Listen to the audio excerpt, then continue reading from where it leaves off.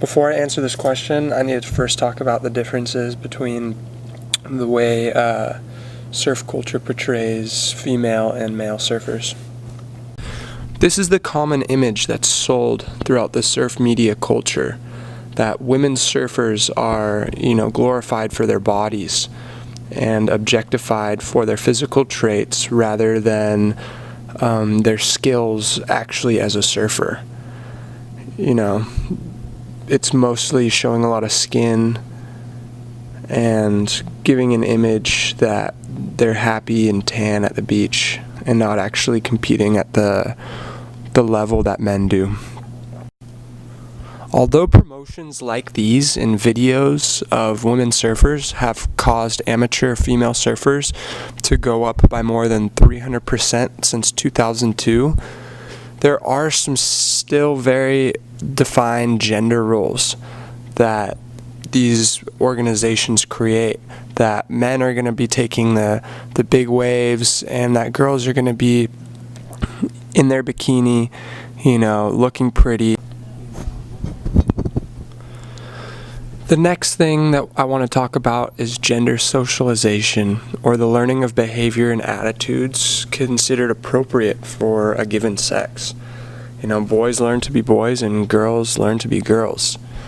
With surfing, it's a very competitive sport. There's a limited resource of waves, which creates a domination type archetype.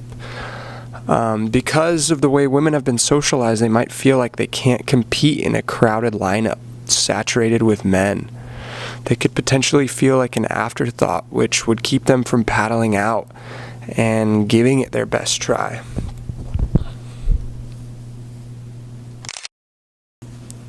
Professional surfing has been a mixed blessing for surfer girls over the years. On one hand, they've been given, some opportunity to prove themselves as professionals. But on the other, without an equal shot at the waves and the prizes, they're really deprived at the true opportunity to expand their sport and to be seen as real athletes in the, eyes of, the sponsors and the fans. There's a lot of reasons for the lack of support for women's surfing. First, female athletes challenge, notions of femininity.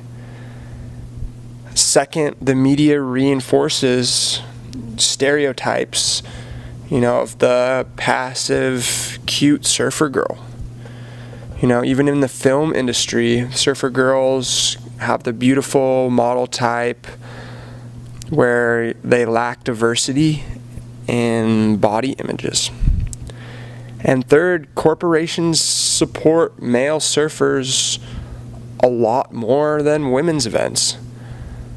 These reasons combined is why, women get second-class treatment in the surfing world.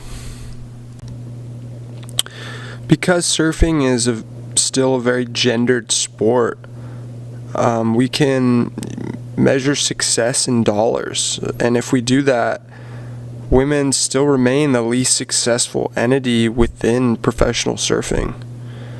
According to the WSL statistics, on surf contests, women on average get the least amount of money, but are also the first to go when funding gets cut or money is limited. Although men and women experience prize money, men always get more.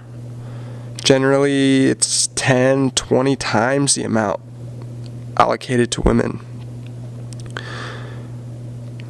And still, in the past year, women made around $9 million from surfing compared to men who made around $55 million.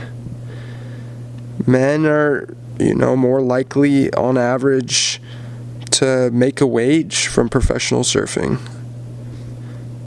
Although women are the true underdogs in surfing, recently female athletes such as Carissa Moore and Tyler Wright have really stood up and shown the world that women rip and we need to pay attention, to their abilities. They're leading the way, and they're inspiring young girls to get out in the water and just have fun.